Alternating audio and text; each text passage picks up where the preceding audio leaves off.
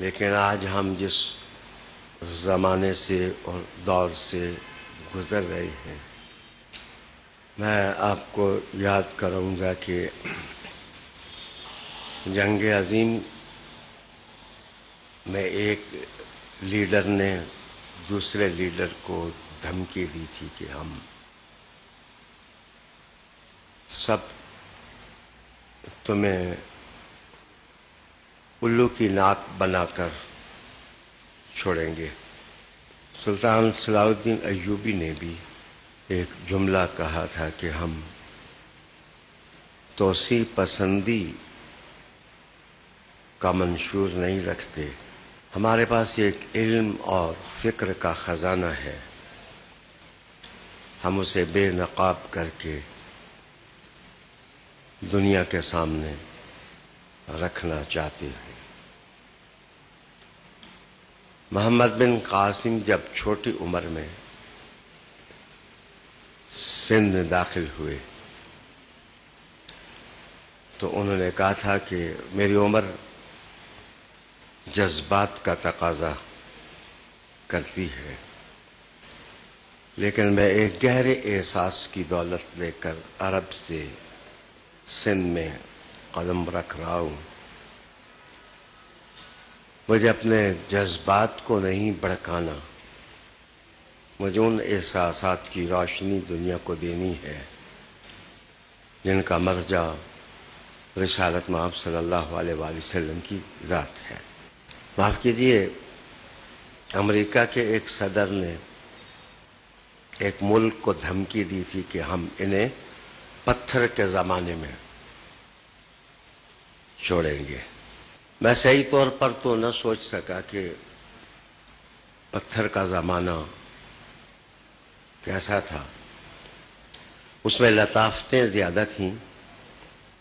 یا اس میں کثافتیں زیادہ تھیں، لیکن آج پوری دنیا جن مشاکل اور مصیبتوں سے دوچار ہے، میں کہہ سکتا ہوں کہ ہم پتھر کے زمانے میں تو نہیں پہنچے، ہم پودینے اور بنفشہ کے زمانے میں ضرور جا پہنچے۔ پرانے زمانے کا انسان بیمار ہوتا تھا تو سائنس اتنی ترقی یافتہ نہیں تھی، اور سائنس نے ابھی اپنا طویل سفر بھی نہیں کیا تھا، تو لوگوں کے پیٹ میں درد ہو جاتا تو وہ دہی کے ساتھ پودینہ کھا لیتے اور وہ بنفشہ استعمال کر لیتے، اور اگر انہیں زکام لگ جاتا، نزلہ ہو جاتا، تو وہ جوشاندہ وغیرہ پی لیتے۔ کیا عصر نو کی حکمت افروزی ہے اور عقل کی چیرہ دستیاں انسان کو کہاں پہنچا رہی ہیں کہ چاند پر دستک دینے والا انسان اور مریخ کے دروازے اور دریچے کھولنے والا انسان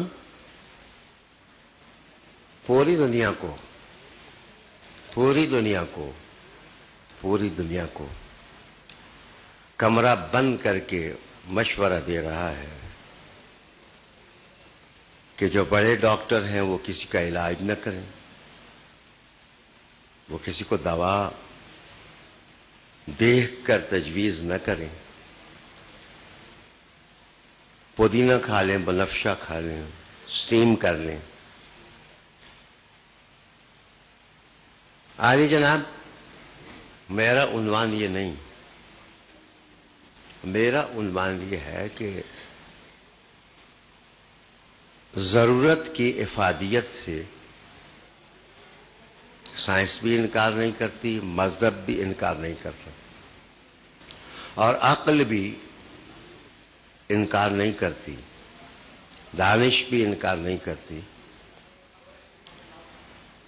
ضرورت کی اہمیت کو سمجھا گیا ہے